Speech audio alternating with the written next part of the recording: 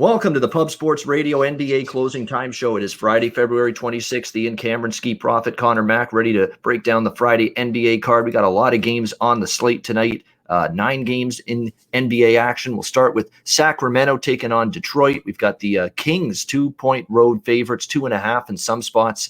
The total been bet up from 224 to 227.5. It's becoming basically a routine now. Sacramento games just get bet up from a totals perspective every game. And we saw them drag the New York Knicks, who are a pretty good defensive team, not exactly a fast-paced team. And the Sacramento defense is just that bad that they can even have the Knicks, who are pretty methodical, hang a 140 spot on them like they did last night. Just an atrocious defensive team. I've been saying for, it seems like weeks, if not months, if not even a year or two, that the clock you think is ticking on Luke Walton. But at this point in time, who knows at this point? He's probably already stayed around longer than I anticipated. But nevertheless, it's not going well for the Sacramento Kings. 1-9 against the spread in their last 10 games. They've just been burning money hand over fist. I'm telling you right now, I have to consider Detroit at this number. I mean, I cannot lay points on the road with Sacramento, especially on the back-to-back. So for me, it would be Pistons. It would be over. That's the only way I would look here. Side-wise, totals-wise, there's not a lick of defense being played by the Sacramento Kings, and they've been burning money for their backers hand over fist. Skee, are you involved here in this one with it's not the glamorous matchup tonight on this card, but Sacramento and Detroit? Help me out with what number you see right now for the spread. I see Sacramento is 2.5 point road favorites. Well, if you like Detroit, you want to bet it now because Halliburton is unlikely now to play. And he's a big part of why Sacramento's good. And that kind of irritates me because I got involved with the over. And that's the guy that I want in the game. So like you said, though, Sacramento's defense has been terrible. They've been the fastest playing team in the league over the last 5 games and the worst defensive team. So put that together against Detroit, who probably won't mind pacing, is getting Jeremy Grant back. I was looking towards an over in this game. So we'll see if they move the number on that. I still see it at staying where it's at for at least the time being. So I guess I still lean over, though I like it a lot less without him in. And if I'm side, I would look towards Detroit. Yeah, definitely. That's an impact absence. Even though he's only a rookie, he was a good player at Iowa State, and he's carried it over here to Sacramento. Tyrese Halliburton, a nice rookie first year in the NBA for him, and not going tonight in the lineup. Jeremy Grant, a surprise absence against the New Orleans Pelicans the other night. Again, one of those situations where sometimes you get, the wool pulled over your eyes. Someone's out when you don't expect it. That's what happened the other night. Grant not playing for Detroit, but yes, he is back tonight for the Pistons. Conor, what do you think here? Detroit, Sacramento. Pick your poison. Yeah, I know. I just don't think a team that's lost, 9 in a row, the Kings should be favored. I think Detroit's going to start going down. I thought it would be a little earlier. They've still been playing okay. I'd only take the Pistons here, especially hearing that news if Halliburton doesn't play. And I only have to take over. Sacramento, I guess, just only gave up. They gave up 100 every single game, more than 100 except once. That was early on in the year. I mean, the 140 to the Knicks last night. I mean, wow. That is just no defense. I'd still only look towards the over. I didn't bet it, but I might take the Pistons. It's just a tricky one. Kings on the back-to-back. They're not very good. Lost 9 in a row. They just shouldn't be laying points here, I think.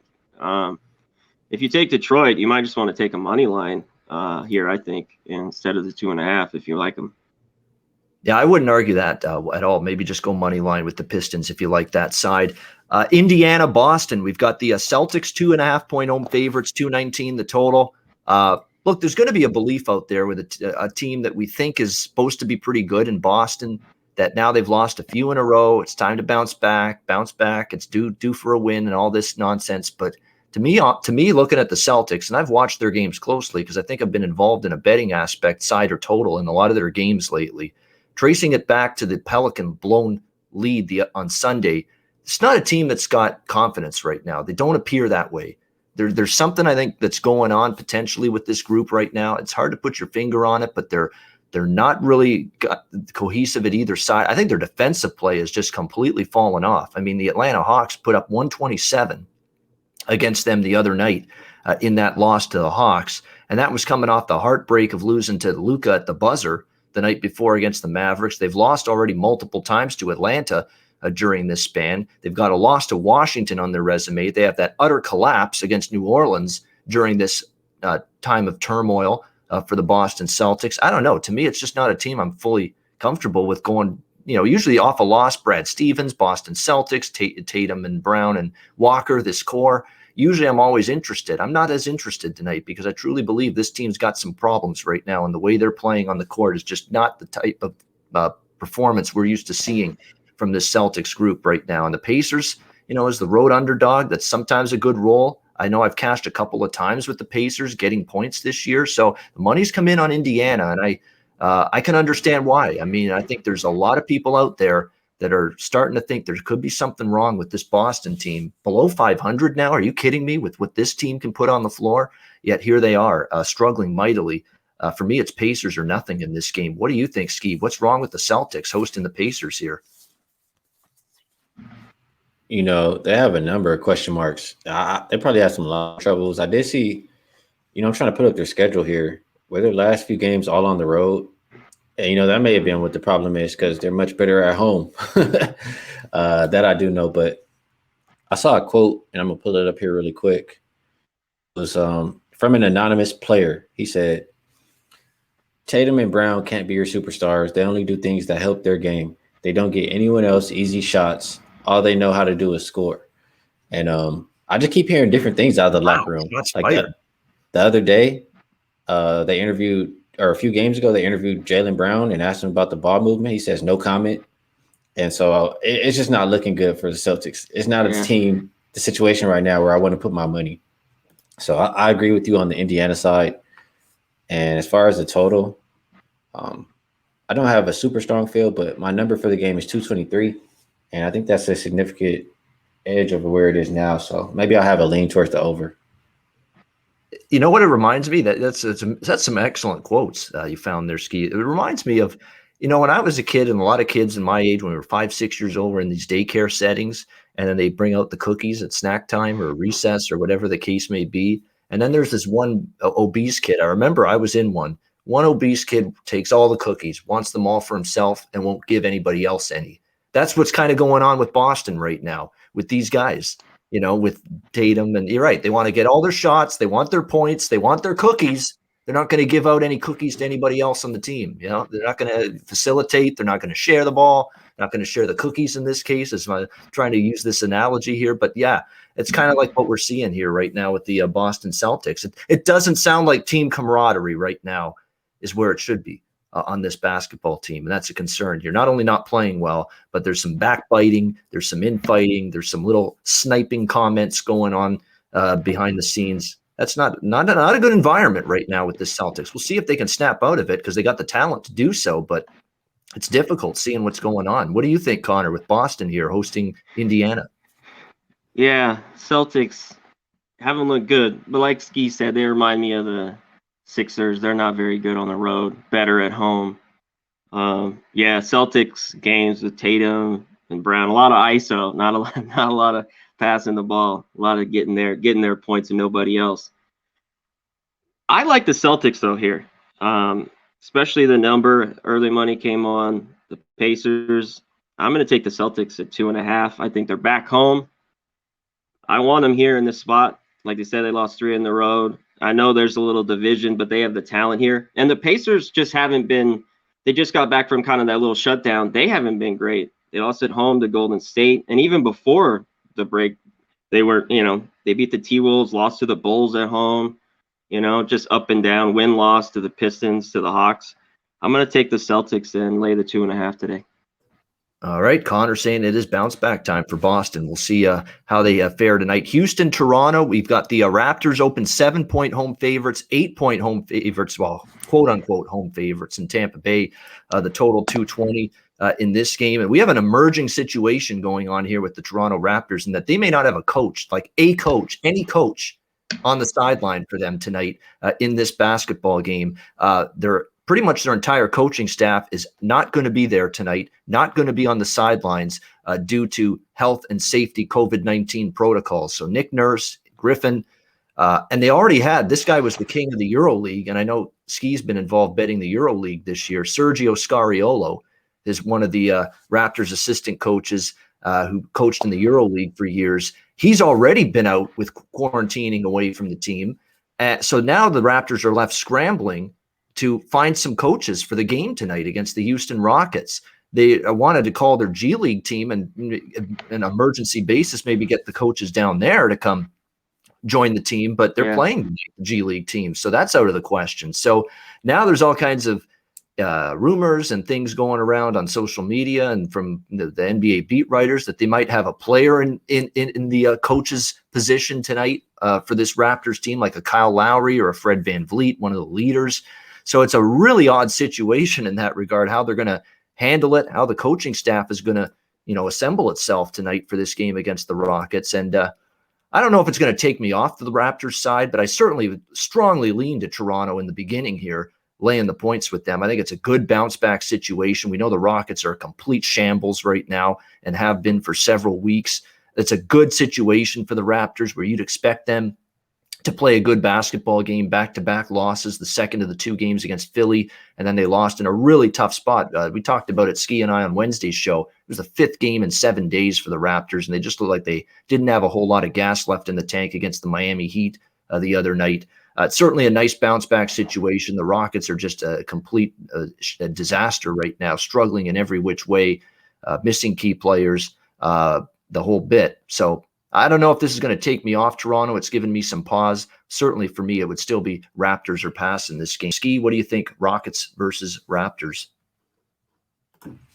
I don't like not having a coach at all. And let me just see where this line moved to. Did it even move at all? Yes. Not really. Yeah. Stand pat. It was already 8 early in the day, so this news hasn't really made any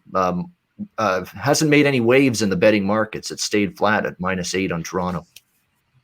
Well, I don't like I said, not having a coach, but I'm not going anywhere near the Houston Rockets. They said that Christian Wood is going to be out another week. So what does that mean, Ian? What does that mean, Connor? It means we're not betting the Rockets for another week. Yep. Yeah. And so it's Toronto or pass for me. That's all I'm going to say. And as far as the total, let's just see. It's at 220. Raptors, they're playing at the slowest pace over the last 5 games, and they're playing pretty solid defense. So I tend to think that it goes under the total. Rockets want to play a little bit faster, but their offense just hasn't really been there. So I'll lean more towards an under in this one. So I'll go Raptors and under. I think those kind of correlate anyway. Yeah, I think for the Rockets, it's just you hope John Wall goes off for 40 or something, and he's really the guy that's the only consistent source of shooting and offense for them right now. Just missing too much artillery at the moment. Connor, what do you think here? Houston, Toronto. Yeah, this is a pass for me. No way. And I'd go Raptors, but I think 8's too much.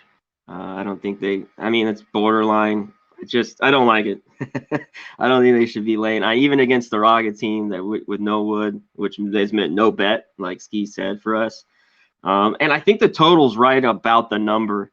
The Raptors been playing better defense lately, and they had more unders after being an over team for like 10 straight games. So nothing there. I could see this one under, real low scoring. Rockets can't score, or I could see it just creep over this 220. All right, next game on the slate. Interesting matchup here. Phoenix Suns, Chicago Bulls.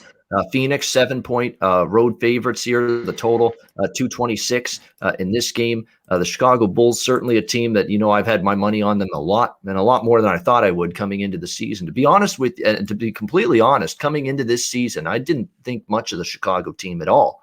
And I wasn't expecting them to be all that good. And yet here they are. They're only a game below 500, 15-16. Hell, they got a better record than the friggin' Celtics right now, if you can believe that. I mean, it's unbelievable here with this Chicago team. But they've been Zach LaVine's deserving of the All-Star nod that he got. He has been just unbelievable for this team all season long. They're coming off an overtime win against Minnesota, 133-126 in their last game. They've actually won 5 of their last 6 games, this Bulls team. They've covered 5 of their last 6 as well. The only loss was to the Sixers, and they covered that game, 112-105. lost that game by 7.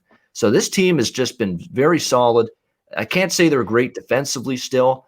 Phoenix, though, coming off the disheartening loss to Charlotte, 124-121. It was a pretty poor performance from them. We talked on Wednesday's show. Their offense is outstanding right now. They've gone over the total in 5 straight games. They've been lighting it up offensively, but definitely a subpar defensive effort from Monty Williams' team the other night against the Charlotte Hornets. We'll see how this one goes. I would have liked Chicago. I still like Chicago here getting 7, but I would have liked it more if Phoenix had won the other night. Now with Phoenix off that loss to Charlotte, maybe they come in here, try to make a statement, prove a point, look to bounce back strong.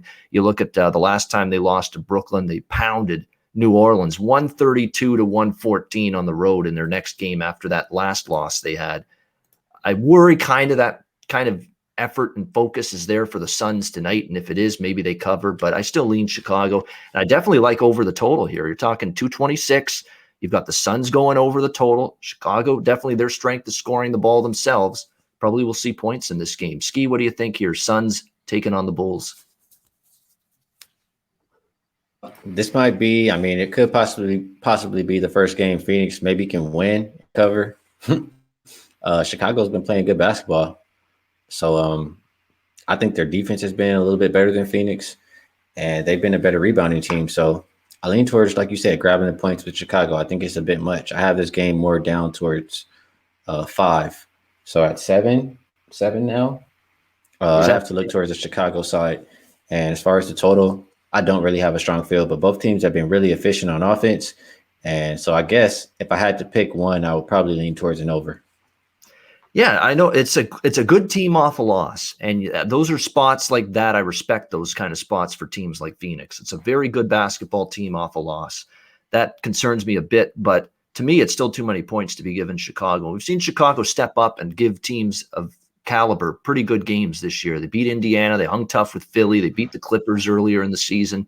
They have shown up against the step up in class games throughout the course of the season here under Billy Donovan. Conor, what do you think here with Phoenix and Chicago? I'm with you guys. I think it's too many points. The Suns are good, but are they this good? Should they be laying 7? I mean, they bounced back. That's the only little thing is in the back of my head that you mentioned, Ian. You know, after losing to the Nets, they came out on the road and slaughtered the Pelicans. But I think it's too many. I mean, I could see the Suns do it, but I think it's just value. You got to take the value here with the Bulls playing like they are at home, catching this many. I think you got to take the points. And there's only one way for me, is to lean over here in this game. The Bulls have been an over team, and the Suns, who are playing good defense, scoring a ton, and their games have been going over pretty easy. I think they've had 5 straight overs, so I'd only lean towards the over as well. They have, 5 straight overs. The offense has been extremely efficient. Like, they've been one of the top teams in efficiency-wise. I think if you just take out the swatch of their last 5 to 10 games, Suns are right up there as one of the best offensive efficiency teams in the NBA during that time. But their defense definitely struggled a bit the other night, and Chicago can flat out get buckets. Without a doubt, and probably have a chance to do more of the same here. Clippers and Grizzlies. This is a rematch of the game just last night with these same two teams. We've got the Clippers 7.5 point road favorites here, 224.5 the total in this game. Again, these two teams played last night in Memphis, and it was just one of those games for the Clippers. It was just almost a no-show. Because to lose by 28 to the Memphis Grizzlies. Now, Memphis is okay team at times, but to lose that game the way they did, you can just tell not a very good effort overall from the LA Clippers. Just from purely a spot perspective, you would think that this team's going to bounce back much stronger here tonight. It'll be interesting to see if JV is in the game tonight for Memphis. He's dealing with a thigh injury, questionable right now. You look at the Clippers, there's some things that support them here. 5-0 ATS, their last 5 on the second night of back-to-back games. They've been usually pretty good off these really, really ugly losses. I think if you go back even to last year and you're talking about this Clippers team off a really, really bad loss, they've been good the very next game. So I wouldn't want to stand in front of the Clippers here in this one. Don't know if I'm rushing to lay 7.5 either, but I definitely wouldn't be looking to go against the Clippers tonight after just getting embarrassed by the Grizzlies 24 hours ago. Skee, what do you think here? Memphis hosting the Clippers once again. I would think Memphis has the Clippers' attention, and I would think if anything, Clippers come out early and take care of business. Clippers are 5 to spread on second of the back-to-back, and I don't see any sign of anybody resting. So I would look towards the Clippers early, whether it be first quarter, first half. I like first half myself. And for the total, I think we see more points in this game. Clippers, I know they can shoot the three really well. They didn't necessarily have a great shooting night that night, but I think we will see it in this game here. So I like Clippers first half, and I like the over. All right, Clippers first half and over 224.5 for the full game for Skee with the Clippers and Grizzlies. Conor, what's your take on this one? Yeah, I like that angle, the Clippers first half a little bit here. That was they just laid an egg yesterday, playing the same team. You know they want to come back. A lot of the guys didn't play much because it was a blowout, so they all sat. I don't know exactly minutes. I'd have to go back and look. But the Grizzlies shot it real well too, and they're not a great shooting team. Last night, they're making shots everywhere, three. So I don't see that again. But it is 7.5. I'd look towards it early, maybe a first half. I still think the Clippers bounce back. It's just not one of my favorite looks. I'd only lean towards the Clippers. And I think the total's right there. Nothing on that either. I could see it going just under or just over, depending on if the Grizzlies can score or not. The Clippers kind of lock down their defense. So nothing on the total. Yeah, that's the good news. And obviously, Ty Lue did the right thing last night for the Clippers. Once that game got out of hand, get the guys off the court, knowing you're playing Memphis again tonight. Yeah. Serge Ibaka, 22 minutes. The leader in minutes was Kawhi, and even only he had 31 minutes last night. Nicola Batum, 23 minutes. Paul George, 28 minutes. Pat Beverly, 22 minutes. So everybody's in pretty decent shape from a energy standpoint in terms of, not being too gassed, not being too fatigued. Shouldn't see too much of that for the Clippers tonight. They're their key players because Ty Lue got them off the court pretty quickly last night once that game got away from them. Next up, we've got Utah and Miami. The Jazz 6.5-point road favorites, 219 the total in this one. I've just pounded my head against the wall betting against this team the last two games. I don't know why, but I did. And just paid the price for it. I thought Charlotte was looking good a few nights ago against Utah. Hell, it was like tied after the third quarter. And then all of a sudden, a fourth quarter barrage, and they win by 20. Next blink, and it's a 20-point lead for Utah, and a comfortable win and cover. And then the Lakers was just, got away again. They're just on a roll right now. When you're just dummying up the LA Lakers, the defending champs, LeBron and company the other night, that tells you this team's scared. I've not seen a team just shoot the ball from three like this team has consistently for the last month and a half. It's everybody chipping it because Jordan Clarkson, can this guy miss a shot now? What the hell? He's been unreal. What the hell's gotten into him? I know he wanted to stick it to the Lakers the other night, but man, that was ridiculous there the other night. And he's been doing that a lot lately. Joe Ingles, we know Donovan Mitchell, what he's going to do scoring wise, but this talked about how efficient Phoenix has been. There's nobody that's been more efficient offensively in the NBA the last several weeks than Utah. Unbelievable point totals they're getting to every single week. I'm done betting against them, and I sure as hell ain't betting them under right now with what their offense is doing. So for me, it's Jazz. It's over if I'm involved in this game against Miami. Now, Miami is playing better, much better. They've had some nice wins. The Lakers beat the Raptors the other night. They're really perking up, playing better basketball. They're finally almost healthy. They've only had Hero out the other night. Everybody else is back now. Dragic is on the court again. Jimmy Butler's been back and playing well. I think it took him a few games to get settled in again. He was just a dominant force in the fourth quarter against Toronto the other night. So this is not a pushover opponent for Utah, but I'll be damned if I'm going to go against Utah three times in a row when I've already had my teeth kicked in twice doing it. Not doing it again. So for me, it's the Jazz and the over if I'm betting this game. What do you think, Skee? Utah, Miami? Yeah, last I saw, Hero and Bam both game time decision. And if Bam is out, Miami's done for, in my opinion. I like what they've been doing lately. They look really good, but Utah's also looked really good. And I think they'll have a significant advantage. Bam doesn't make it. Even if he does play, number I have is closer to double digits. So it's going to be Utah or pass for me, but I disagree on the total. Miami, they're playing at the second slowest pace over the last 5 games, and both teams have been really solid defensively. Utah, under 7 of their last 8 as a road favorite. I lean a little bit more towards less points in this game. All right. So liking Utah, but liking the under a little bit, Skee, with the Jazz and if Bam's not in, who the hell is going to get rebounds against Rudy down low in this game for the Miami Heat? I mean, that's a real Kelly Olynyk.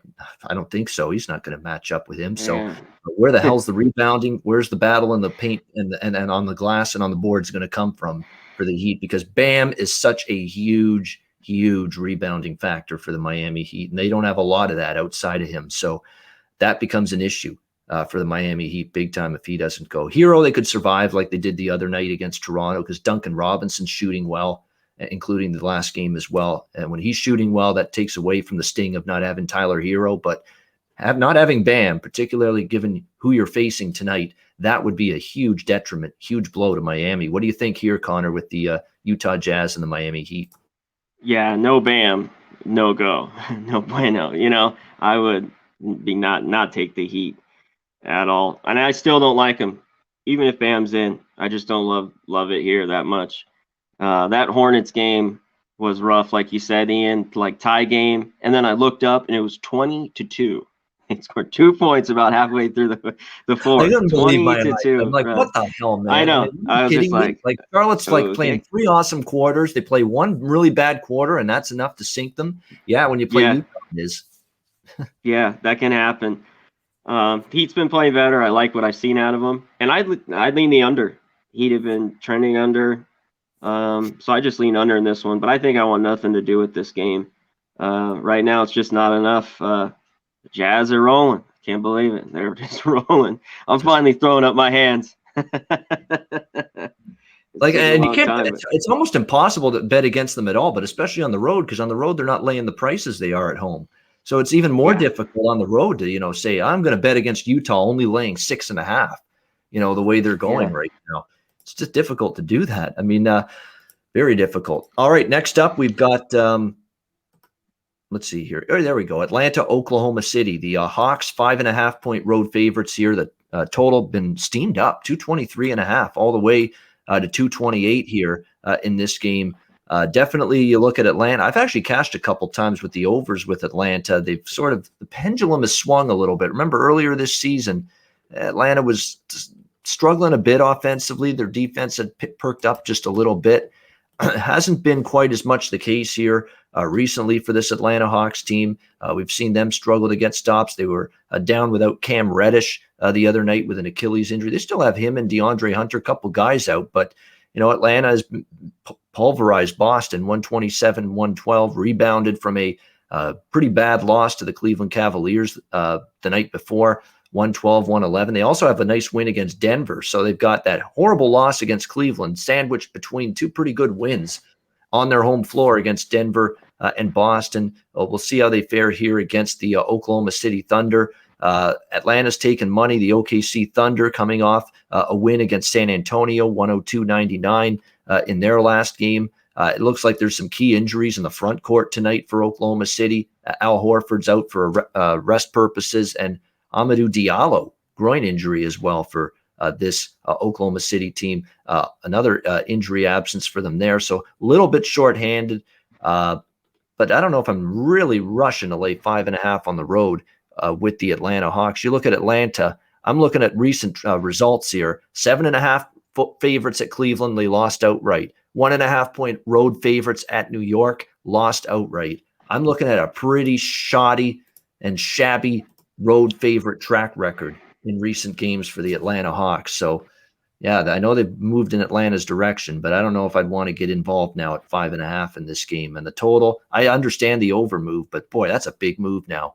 Is there any value left? I'm not so sure, but I understand why it's gone up to 228. What do you think here with this one, Skee? Hawks Thunder.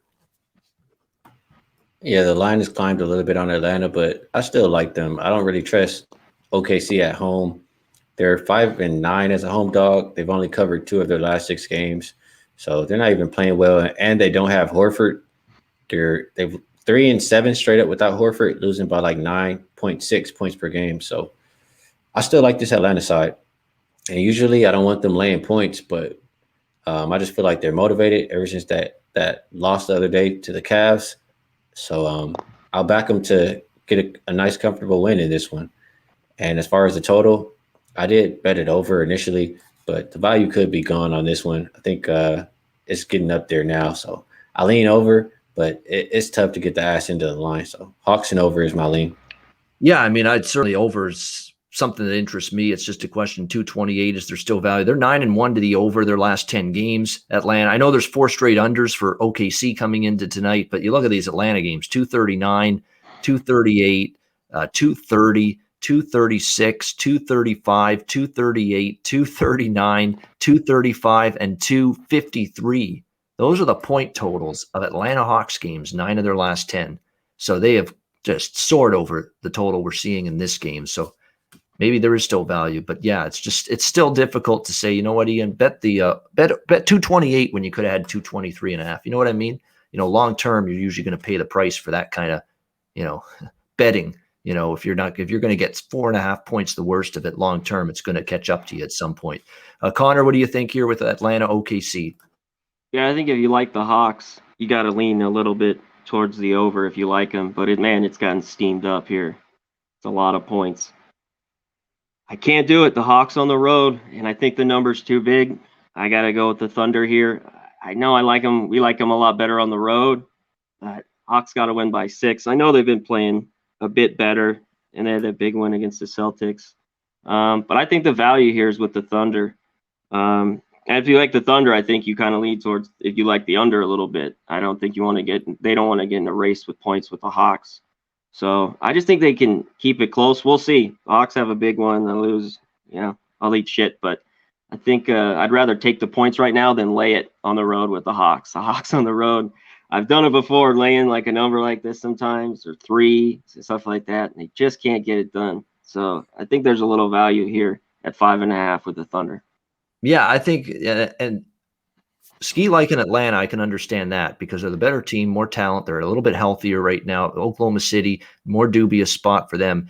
But on the flip side, you're still getting points with OKC, and Atlanta's kind of scuffled and sputtered as road chalk, especially of late. I can tell you right now, if this game was in Atlanta, and Atlanta was laying 8.5, 9 in this game at home instead of 5.5 on the road, I'd be on OKC for sure.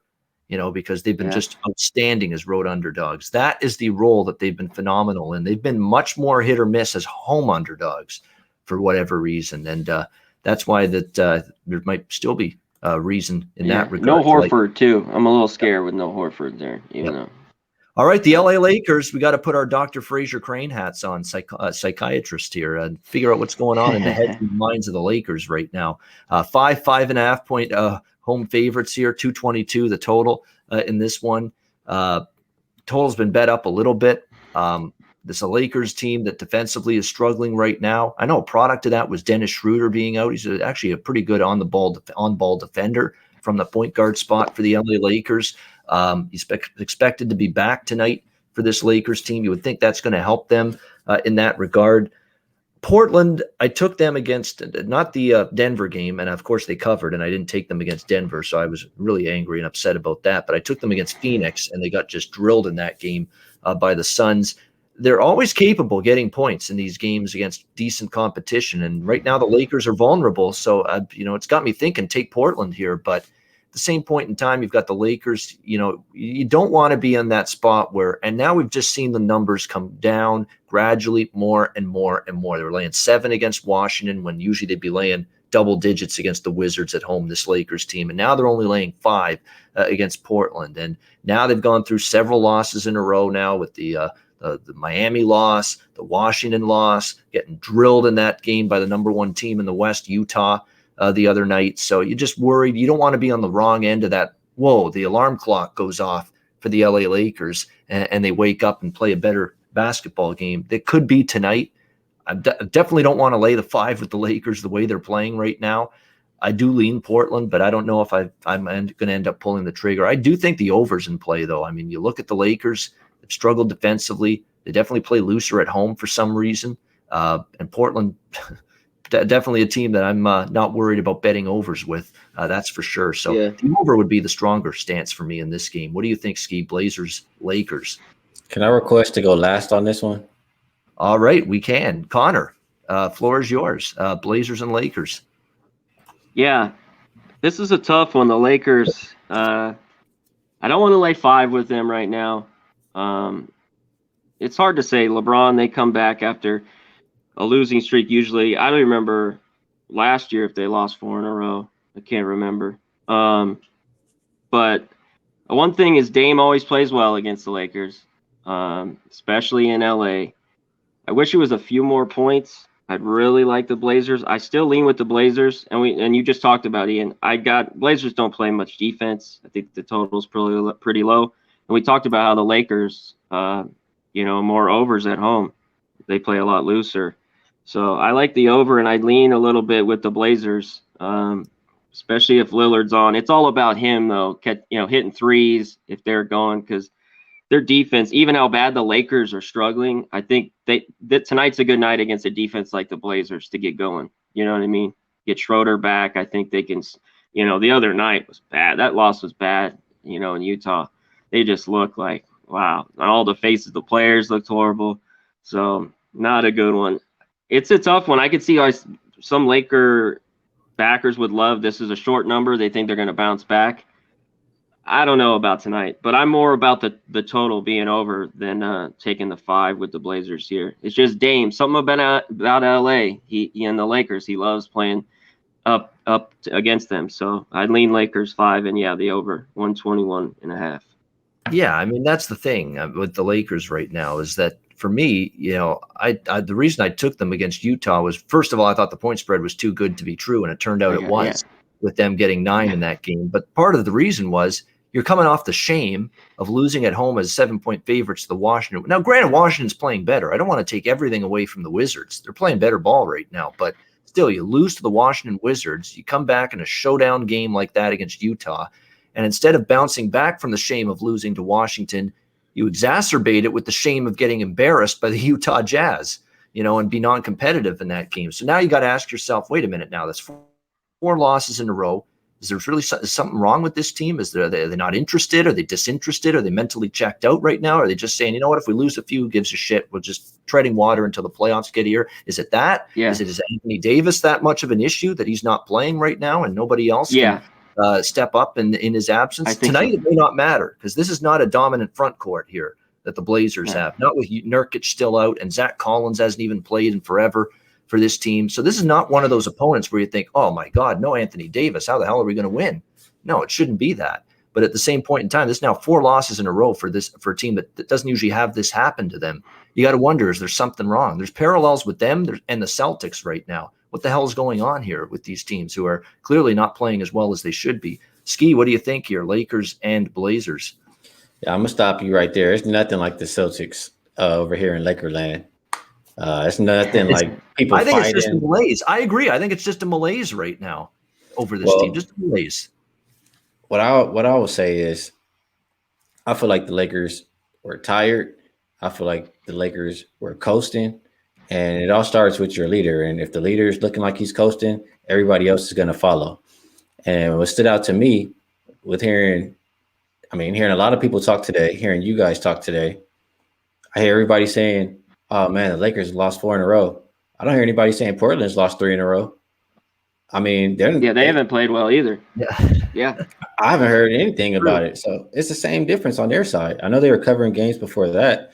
They're still missing people, just like the Lakers are missing people. And the Lakers get a little bit more healthy tonight. They get Dennis Schroeder back. And that's a big deal when you're going against Lillard.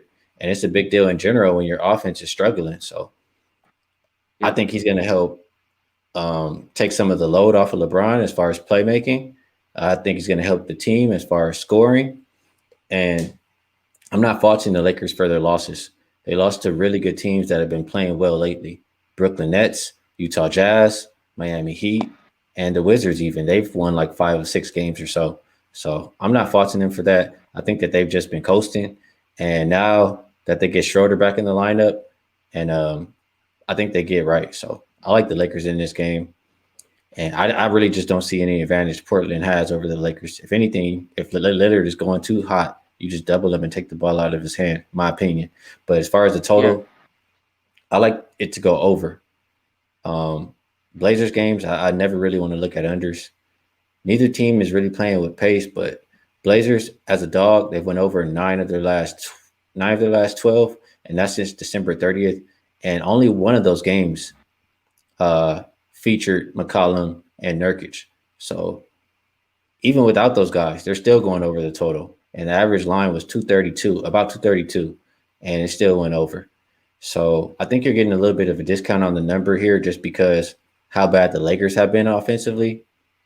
And like I explained earlier, I think Dennis Schroeder is going to help that quite a bit. So I like the Lakers in this game, and I like the over. All right, Lakers -5, over 222 for Skee. Here, real quick. Blaze. I just wanted to say something real quick. You're right, Skee, but the Blazers lost to the same Wizards team and at Phoenix and at Denver. So they've kind of played similar teams. And I think AD, there was one thing about him missing a game. The Lakers were like fine with it.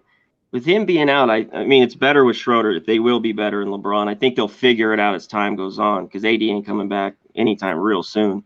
When he was out like a game, they could figure it out. He's going to just sit out tonight, rest. But now that he's out, that rim protection, I mean, he's their guy. He's younger. I mean, you got to give LeBron, one of the best all time. But he's getting older. I just think they're finding it a little difficult to play without AD, especially down low. They are, but he's got a damn Achilles problem. That's the thing. I mean, that's a damn serious injury. Yeah. He needs to sit. But I'm saying that's their Lakers' struggles. Oh yeah, he's got to rest. He can never play until You make a good point. That's for sure. The thing that I'll say to maybe just counter a little bit is they figured it out for that one game because it's no coasting. Anthony Davis is coming right back. And this one, LeBron's looking at it like we play all of these good teams in a row. I don't have any I'm missing a lot of help. I don't get Schroeder back even for 3 more games. So I think that's why you saw the team as a whole coast rather than the one game where you see them play well. Yeah, I think with all the guys out, once that game got away, you see LeBron's just sitting on the bench. Doesn't look like it's all right. I know we're not. It's not our night through it, but we'll be okay. It's not like there was panic or obvious visible frustration in his eyes or sitting on the bench the other night. So, like I say, and look, everybody's getting their doors blown off by Utah right now. Everybody, and even the Lakers were not immune to that. The other night. All right, final game on this Friday slate. Charlotte, Golden State. We've got the Warriors, 6-point home favorites here, 233, 234.5 the total in this one. I got the job done with Charlotte. I stuck with them. They ripped my heart out and chewed it up and spit it out against Utah a few nights before, but I came back with them against Phoenix. Not only did they get the cover, they won outright. The Charlotte Hornets against obviously a Phoenix Suns team playing really good basketball of late. 124-101 was the score in that one. So a nice, impressive bounce-back performance after a really tough fourth quarter where it was like an avalanche or just a 2x4 upside the head what the Jazz did to the Hornets in the fourth quarter, the game before that. But to see the Hornets bounce back, pretty impressive in that game. Good resilience from this group to beat the Phoenix Suns. We'll see if they can keep it going here against the Golden State Warriors, who return home following a 4-game Eastern road trip through Orlando, through Charlotte, New York, and Indiana. They lost to the Hornets on that road trip, by the way, 102-100. So, it's a little revenge situation here for Golden State, but it's their first game off that road trip. That worries me. That's not usually a spot I'm looking to lay points with a home favorite in. We've already seen them in their last few, as home favorites. They barely beat Miami and came back from the death to beat them. They only beat Orlando by 6 the last time they were, favorites in this moderate price range. They were laying 9. They only won that game against Orlando by 6, and Orlando was still pretty banged up and missing a lot of guys back then. I think Charlotte can give them a game again here. I like backing them in this kind of spot, this underdog role, particularly away from home. I think I would look to the Charlotte side here at +6, and I'm certainly looking toward over the total here, 233. I've been on a lot of Charlotte games over the number lately. I mean, we've mentioned this multiple times, not to repeat ourselves, but LaMelo Ball getting the increased time, the starting point spot, playing faster, greater offensive efficiency, more possessions per game, more pace in their game offensively, and it's resulted and it's played out that way in terms of their totals. Charlotte is 5-1 to the over their last 6 games, 7-3 over the total their last 10. 3 straight unders for Golden State at the end of that road trip, but before that, They had gone 2 of 3 at home here at New Oracle in San Francisco. 2 of their last 3 home games had gone over the total. I think we get there again with this one. So liking Charlotte +6, also liking over 233 in this game. Skee, what do you think here with the Hornets and Warriors? Well, my number for this game was closer to 2.5. And so I did go ahead and play Charlotte. And as the day went on, I didn't feel so great about it. But I do think that the number was a little bit high. I think Charlotte, they were playing well before the break. And I think that they can play well again in this one. Warriors, it's supposed to be kind of a flat spot for them. So I was also looking at that. These teams played not too long ago. And Hornets won by 2. But in that game, Steph didn't play like last second. So we'll see. Maybe the Warriors, if you're the kind of person who's into that revenge kind of angle, they lost because Draymond got a technical foul at the end and gave Charlotte a chance to tie it up and then eventually take the lead. So if you're into that revenge kind of angle, I can understand that for Golden State, but I just think it's a little bit too many points. So I did get involved with Charlotte. And how can you not go to the over? I think the over, since LaMelo has got that start nod, or since he's been playing a certain amount of minutes, just like 13-5. So I like what I'm seeing there. And these are the 2 fastest playing teams over the last 5 games. And you just put those together, it should be a lot of points to be had. It should be a track meet. So last one stayed under because no Steph Curry. But this one, I think it's over the total pretty easily. Yeah, I agree. Look at Charlotte's games lately. At Memphis, 244. Minnesota, 234. San Antonio, 233. The one under was Golden State. But again, you mentioned that, Skee. No Steph. No Chef Curry that day against Golden State. And then the last 2 road games at Utah, at Phoenix for this Charlotte team. We had 242 and we had 245 total points scored. All of them clearing this number, 233. So it's not just about that they've trended over the total. You got to go and look at what were the point totals in those games. How many points do we see scored in those games? And all of those recent Charlotte games, they're getting high 230s, 240s and clearing this number. So to me, there is still value over the total for sure with this team. Conor, what do you think? Charlotte, Golden State? Yeah, I lean towards the over, but at 233, that's about it. That's a lot here. I think it can get there. I didn't love this game a lot. I was on the Hornets. Curry wasn't in. Rozier at that game winner, and they won. I think it's a little high. I would have made it like 4 here. I think the revenge spot, just didn't like anything about this. I could see the Warriors winning by 10 or easily, and I could see it really, really close. And if I had to, I'd lean and take the points with the Hornets at 6. They've been great all year as a dog, especially on the road and at home, but both places catching points. So I'd lean taking the 6 and lean towards the over as well.